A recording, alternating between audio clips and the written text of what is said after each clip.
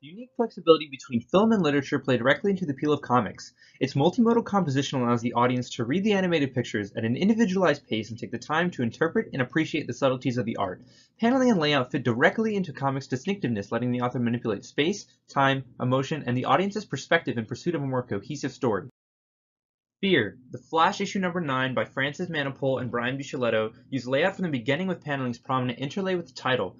The interposition of paneling with the title introduces a foreshadowing that links the Flash and fear with images of greed, struggle, and fear. The combination of paneling and the title create a deeper embedded connotation of the overall storyline and what is to come. In major scenes, Manapul chooses one panel on each page to bleed, or extend beyond the paneling border of the page, and set the stage to which each adjacent panel is to be interpreted in the scope of this established scene setter. The extended edges of the bled panel cannot be avoided when reading the comic, in contrast to the uniform panels surrounding it. The surrounding panels within the layout of the page give more sensory detail and dialogue to this dual imagery. You can see that the comic starts with the Flash appearing in Grodd's hostile kingdom. The middle panel bleeds out, redirecting attention back to it as readers see more closely the Flash's surprise and attempted escape. In a later scene on the right, the Flash stands as a symbol for hope, surrounded by dialogue of self-worth and reconstruction around him. As a symbol, the Flash serves as a metaphor. Paneling has the same effect with the larger panels showing mostly the gorillas and their dominance over the Flash. The smaller panels under Grodd are predominated with the Flash and serve to showcase his vulnerability in this circumstance. The small size and bottom location of the panels not only tells the story of the Flash, but reflects the situation in which he is at the mercy of the gorilla society. Larger panels can do more than just suggest the power relationship in a scene, but can also identify the protagonist of the page.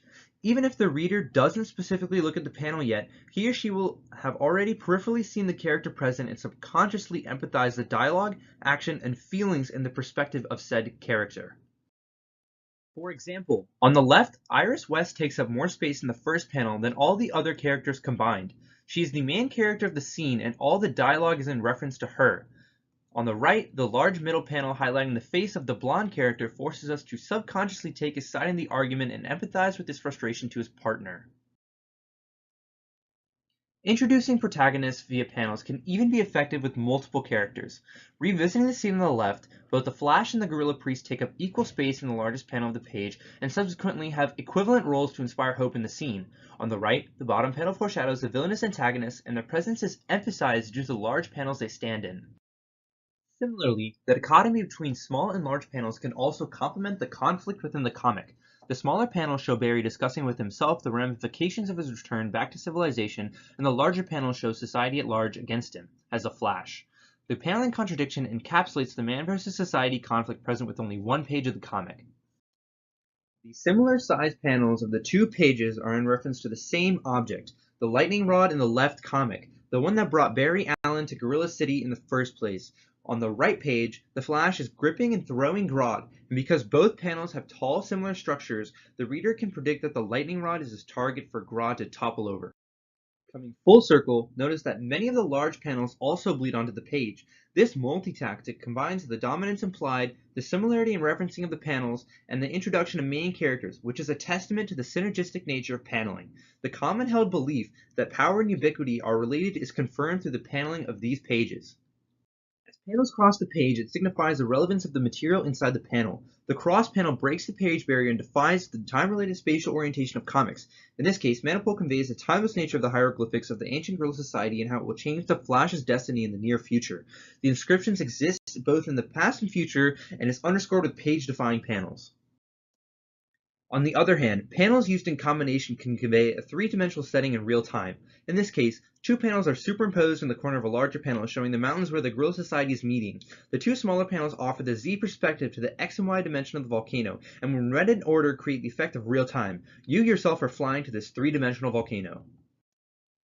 A recurring characteristic of overlaid panels is its ability to manipulate time. Manapul takes this concept and alludes to a flashback of Barry as a child. He makes reference to a vague prelude in the beginning of the comic that only contains narration, and uses this flashback as a metaphor for Barry to overcome his fear and defeat Grodd. These panels are strategically placed around the page to appear as disconnected fragments that do not add more meaning than the sum of their parts. They simply show what is happening to Barry on the outside physically, and what Barry is thinking on the inside mentally. However, as the reader continues, they seem to carry this tension that will culminate in the eureka moment for Barry, and Boom! Eureka! The absence of any sort of paneling shows that this realization was sudden and a moment of insight. The entire connected page signifies that Barry's inextricably linked to his past and uses that passion to fuel his determination in defeating not only Grodd, but any other villain that comes his way. He is Barry Allen, the Flash. As Barry Allen gains the courage to fight Grodd, Manapul uses paneling to fully maximize the extent to which they fight. As Grodd hammers Barry into the earth, or as Barry uses the ground to karate kick Grodd, the panel is slanted slightly downwards to largen the panel and focus attention on the action. The slant also leads the reader to believe Barry is manipulating the panel himself to highlight his superhuman forces. As seen, slants and paneling serve a variety of purposes and can even be used by the artist for foreshadowing the outcome of a fight. If I am placed in subsequent panels between these two slants, I become smaller and smaller as I read the comic. In other words, I get crushed. With simply the character's presence in between those slanted panels, the author hints to the reader that the character featured is to lose. Therefore, the demise of Grodd is easily predicted as the Flash overcomes his fear and narrows down on Grodd. The Flash dodges all of Grodd's maneuvers on the left page and punches him in the last most narrow panel in between the two slanted panels, signifying him getting crushed. Grodd's downfall is more vividly seen through the slanted panels on the right page, as the page itself is literally crushing Grodd. The Flash is only one example where panels are utilized with enormous potential to better convey the setting, main characters, plot, action, time, and foreshadow. In fact, the panels themselves can convey these elements of a comic with no dialogue. Panels are a show-don't-tell approach unique to comics, and it's that exclusivity to the eye that encapsulates the reader in the panel's manipulation of almost any subject matter.